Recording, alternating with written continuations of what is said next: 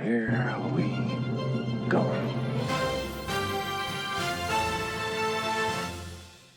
Hey, what's going on everyone? Eddie Monster here. Today we're going to be going over Back 4 Blood's latest update and first paid expansion to the base game called Tunnels of Terror.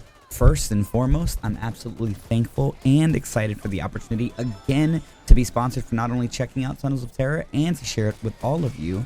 I want to give a huge thanks to Back 4 Blood and Turtle Rock for this opportunity.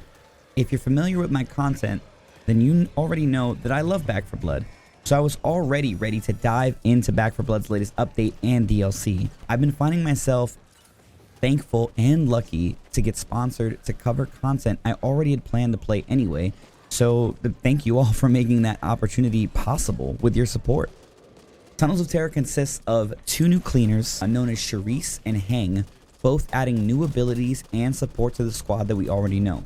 Charisse has a chance to chip off armor from the special Ridden to help with the team to stack more ways to prevent taking damage. It'll be like these glowing blue shield plates that you put on, and each give you a chance of negating damage altogether from the big Ridden like tall boys or exploders. While Hang has the ability to find the tunnels a little bit easier, which I believe can be kind of shifted to maybe his support inside the tunnels rather than finding the tunnels, because in my opinion, the tunnels, once you understand what they look like, they're pretty out in the open or easy to find once you figure out their locations. But he also does give the team a chance to reuse accessory items like grenades and medkits, so when you stack cards that help you reuse accessories, it continues to build and your team can do some crazy and wacky things with the right decks. Now on the Ridden side, we were given the warped mutations that were added for each of the three mutated families. The Ripper is the new tall boy and can slam and send a wave of spikes to do ranged attacks and pushback. The Shredder is the new Reeker or big boy that can pull cleaners in from afar and spew bile as it dies as like a last ditch effort for extra damage. The Stingers were also given the Urchin, who spits these spiky landmines that do AoE damage on the ground. So if you see that on the ground, make sure to shoot it so you can get it off the map and prevent your team from taking damage or being slowed. Now we're also being given new skins to grind for, included with no extra microtransactions. So, you know, already that's a win in my book because some of the skins are really heckin' cool. One of my favorite parts of the DLC is that even one of your friends owning it means that you can join them. And not only just enjoy the DLC to play the tunnels, but you also get the skins and the cards too, which gives more freedom and less paywalls when playing with your friends, so you can secure a set squad on your runs. Don't forget that Back 4 Blood is still on Game Pass, so just like my buddy that I've been playing with, he doesn't own the DLC and he hasn't really played since launch, but hearing that there was a new DLC, he was able to jump back on using Game Pass and enjoy Tunnels of Terror with me at no extra cost for him. I bought the big package when the game came out, so that's a win in my book because I get to play with my friends even though they don't own the DLC. Now, I'm not gonna lie, he got his hands on one of the new legendary shotguns in the game that sets enemies on fire and makes them immune to fire damage. So it's safe to say that he's probably going to pick it up himself because he also wants to check out Charisse and Hang as well. But regardless, if you want to buy it or not, it gives you the option to try the DLC and play with your friends with just only one player owning the DLC, and gives everyone the opportunity to unlock the new weapon skins and cards because you can go into the tunnels to get the new totems that give you the currency to unlock those items, with no additional cost for your friends that join you. This is just one of my favorite manners for live service games, to give their community the chance to, again, try the DLC, but keep paywalls to a minimum. Obviously, you're limited to not being able to play the new characters, so that's the trade-off here. But again, like I said previously, you can still get the new cards and skins for free with someone who owns it as the host.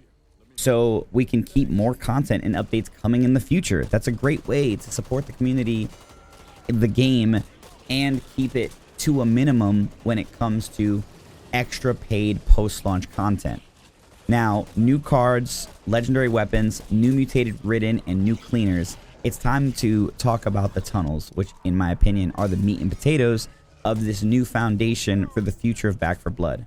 There are about 7 new maps that have been added to the game in the way of the tunnels, and when you play the campaign that we've already known since launch, you can find these tunnels that have a chance to spawn within each map. And when you find the tunnel, it's obviously rolling one of the 7 maps for you to encounter every time you go in.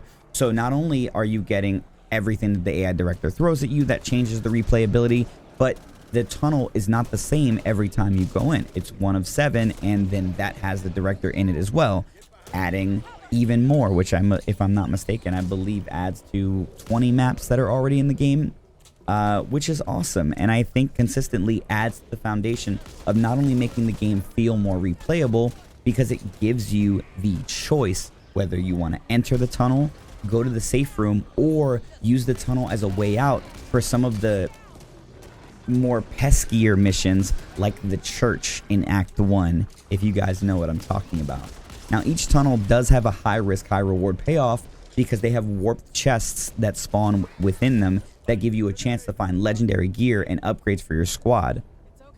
And for me, there's a payoff in that as well, because you have to give some of your max health to open these chests. But if you want a little tip, if you use pills before you open the warped chests, you can actually negate the trauma damage that you take from the chest. Now, whether that's intended, whether they plan to fix that, who knows? But for now, have fun with that tip, because it really does help to open those chests without feeling that big penalty of losing the trauma or taking the trauma damage that you do to open them.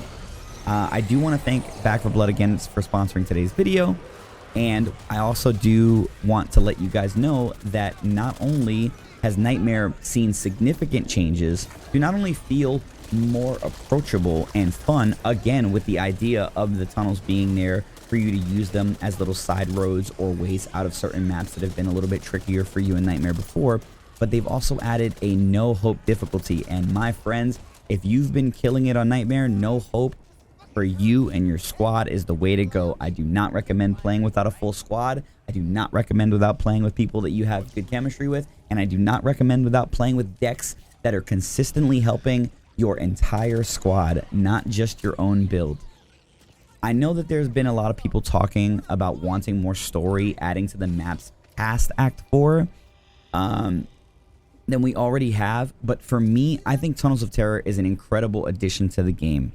It gives a good foundation for being a more roguelike, replayable adventure 4-player co-op zombie shooter that consistently adds, you know, new ways to get loot, to change your experience, and to have fun with your friends. I'm a huge roguelike fan, and I want every run to constantly throw twists and turns. And with the tunnels, this is the first step in that direction. I have over 200 hours on Back 4 Blood, and I still find myself going back for more fun. I do obviously take breaks, but every time there's a new update, I'm so excited to check it out. I also do genuinely love the PvP, but that's a discussion for another time. Right now, I find myself grinding the tunnels for better chances at success in my runs, constantly learning map knowledge and playtesting my decks for the ultimate no-hope deck, which requires the most coordination and skill in the game to date. I'm really excited to see where the game goes from here. More twists and turns in the maps that we already have to make the experience constantly evolve and be more replayable are obviously the #1 for me. New acts and maps would be huge, and I'm looking forward to that too. With the addition of legendary guns, I'm so ready to see more things added like that to the game, because I think Turtle Rock did an awesome job with the legendary guns and melee weapons that they've added to the game. That Tenderizer is so sweet with my melee deck. I love it so much. So I want to know in the comments, where do you guys want Back 4 Blood to go? I really want to know what would keep you all coming back, get you to try Back 4 Blood for the first time if you haven't yet, even with it on Game Pass and the accessibility to the DLC by just joining players who own it. Now remember, I want to keep everything in the comments as constructive as possible, because I really do love this game and I want to see it grow and be as successful as possible for time to come. This is a live service game. The devs that I've had the pleasure of not only talking with but playing with, they do love their game, and I can't wait to see where they continue to go on for it. Now, I want to thank everyone for watching today's video. I want to thank Back 4 Blood for sponsoring today's stream. I want to thank you guys so much for checking out the gameplay, and I want you all to let me know not only what you think, what your experiences have been if you are playing, and what gets you into the game when that update that is in your mind, if it finally comes out, comes out. All right, guys, I'll check you guys on the next one. Regardless if, you know, we get picked up for more sponsored content in the future, I absolutely will be streaming more Back 4 Blood on my Twitch stream, and hopefully we can make some more content for the YouTube channel as well. Let me know what you guys want. I'll see you all on the next one. Bye, everybody.